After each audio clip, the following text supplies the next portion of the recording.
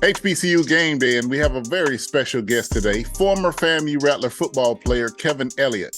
KE, as he was known at FAMU. KE came to FAMU from the Orlando area. He was a state champion track athlete, came to FAMU, helped FAMU win a MEAC championship, went on to play in the NFL and also in the CFL. But now he spends his days walking the runways. He is now a model who has added international to his repertoire as of late. Kevin, how you doing today, man? I'm blessed, man. I'm blessed. How you feeling? I am feeling great. So, Kevin, let's just start from the beginning. You came from Orlando, and you were a two-sport athlete. You were a state champion in the high jump as well as played football. Yeah, I was three-sport athlete, basketball, football, and track all years. I excelled mostly in, football and track, obviously.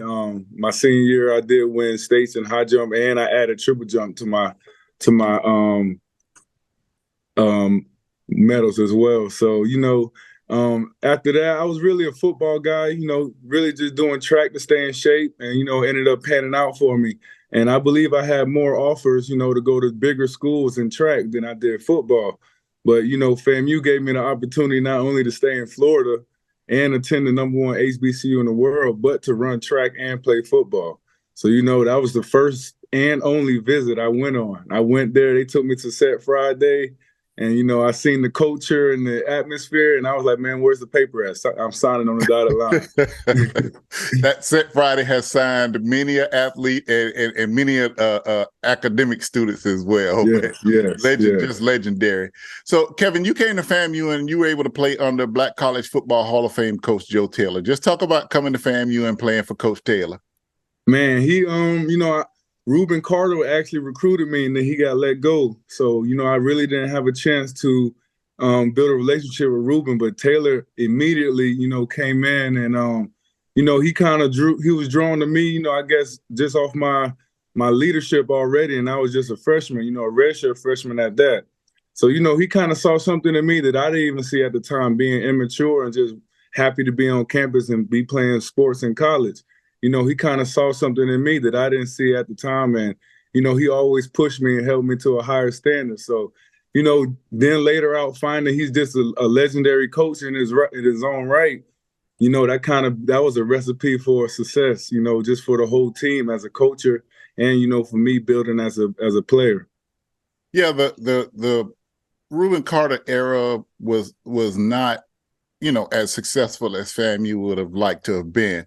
But Coach Taylor came in and made you all MEAC champs, adding people like you and Carson and Phillip and of course your brother in college, Brian Timms. Mm-hmm. Coach Taylor was able to turn it into a MEAC championship. How amazing was it to be a part of that turnaround? Man, it was completely amazing, man. Especially just all the hard work that we put in that summer, and with that goal in mind.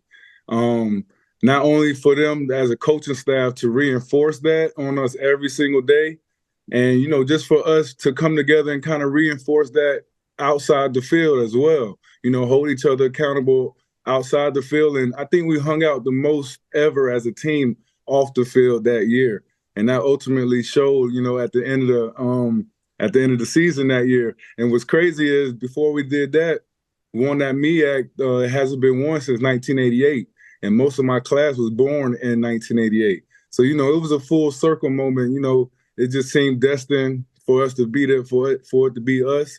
And we still have a group chat to this day. And we talk every day. That's the kind of brotherhood, Joe Taylor built and that we built and that we still live through and on, to this day. And also, once you, completed your playing time, you and Brian Timms I've been watching pro days, probably all of FAMU pro days, and you all worked out and impressed those scouts and were able to catch on with teams. Just talk about your experience at pro day. I mean, you and Timms both jumped. The leaps were, the vertical jumps were just jumping off the page when I watched both of you guys. And you both were just determined to make it to the next level. Yeah, man. Timms has an amazing story on his own. And I feel like I met Timms at a perfect time in both our life.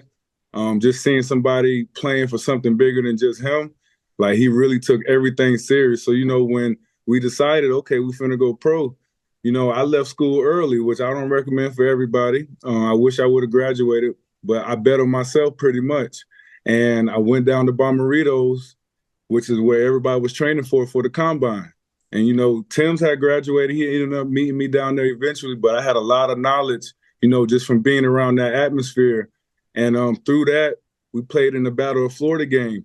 Me and Tim's did. And it's the one and only time they had the All-Star game. And we did our thing, and we ended up picking up an agent after that game. So, the whole process of getting those scouts to FAMU, we actually did like 5 pro days, just to bring the scouts back to FAMU for our specific pro day. So we did FIU's pro day because they had T.Y. Hilton there, and we showed out at that pro day. And then we did regional combine, super regional combine, and then ultimately FAMU's pro day. So 4 pro days total.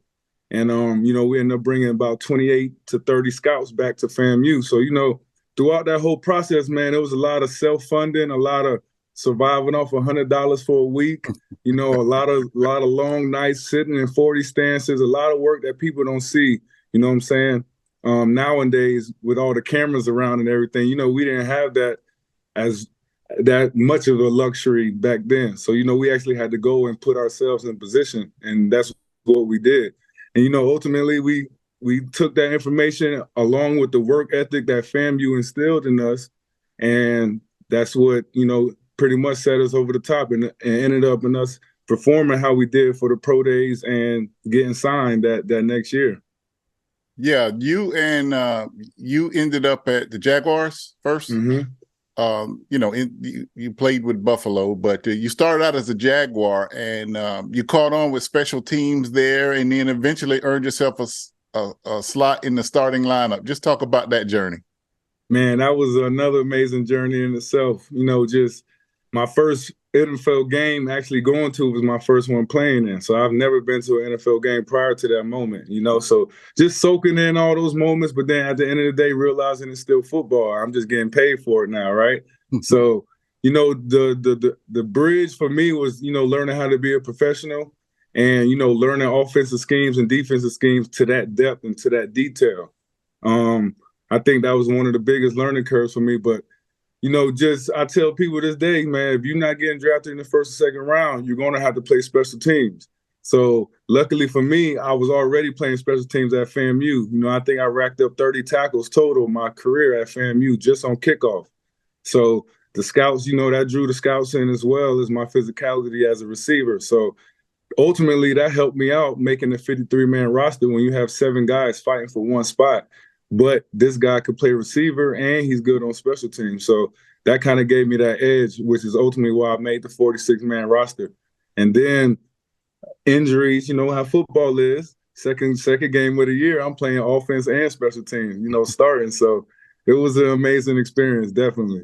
Kevin, I did all of this preface of you, but I didn't tell what your physique was because you were a tall, physical receiver, and you were great on special teams. What was your playing size, at FAMU? At FAMU, I was 205. I never went under 200. When I probably got there, I was probably about 190, 185, 190. But yeah, once I got over 200, I never wanted to go under that. And you're about NFL 6'4"? You're about 6'4"? Yeah, 6'4", 205. So an imposing physique and a big target, and with the leaping ability, just an easy target for a quarterback. Yes, sir. Yes, sir. I had to go add a little bit of speed to it. The NFL definitely put too much weight on me. I got up to about 225, and that's when I started running the back problems and all that stuff. So my playing NFL weight, amazing weight, was 212, and that was a perfect weight for me. And I was able to still leap and do everything I should do without that extra weight, holding me back. And then you went on after the NFL to have a spectacular career in Canadian Football League. Just talk about that, Kev.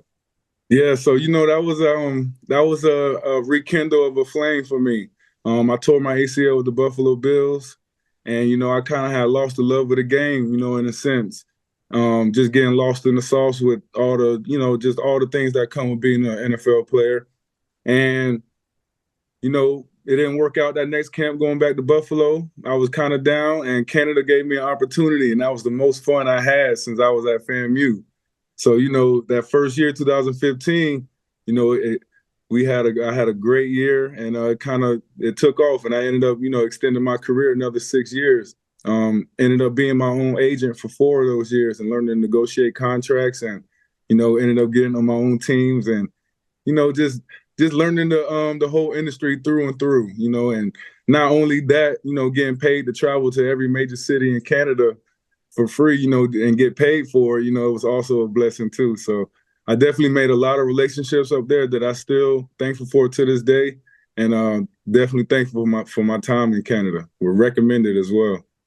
And when you retired from Canada, you're on social media. You post some. You're not a overzealous social media person, so I just kind of kept up with you. But next thing I know, I saw a photo of you look like a model photo shoot, and I was like, KE always had style.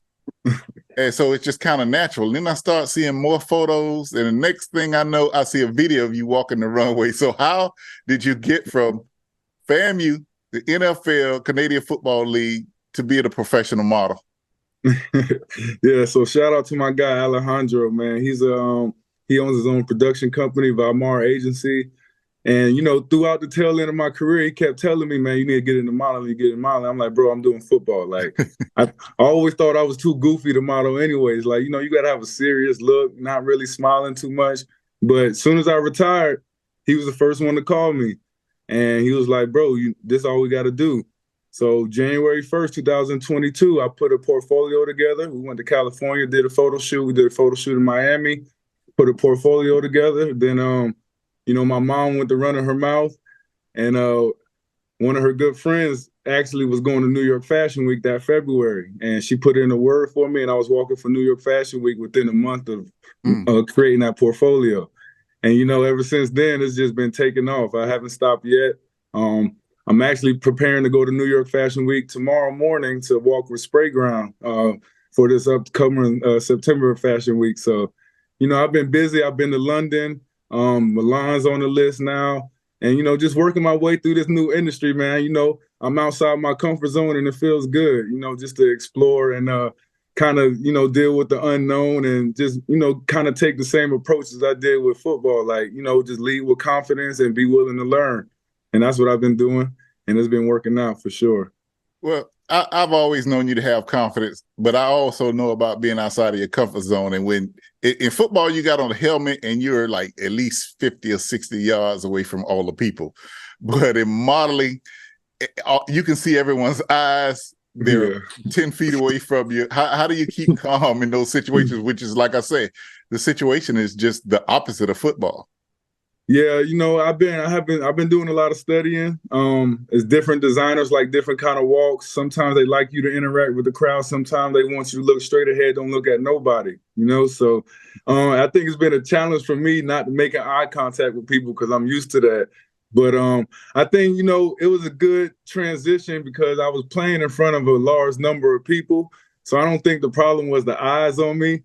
But it's definitely a different type of pressure when they're sitting right there with the phones right in your face, and you wearing something that somebody worked really hard for, and you making it look good, in a crowd setting. So I think the adjustment's been pretty smooth. I'm thankful for me being able to play in front of large crowds. So that kind of takes half of the battle out of it. All right, HBCU Game Day. We've been talking with Kevin Elliott. He used to jump the high bar.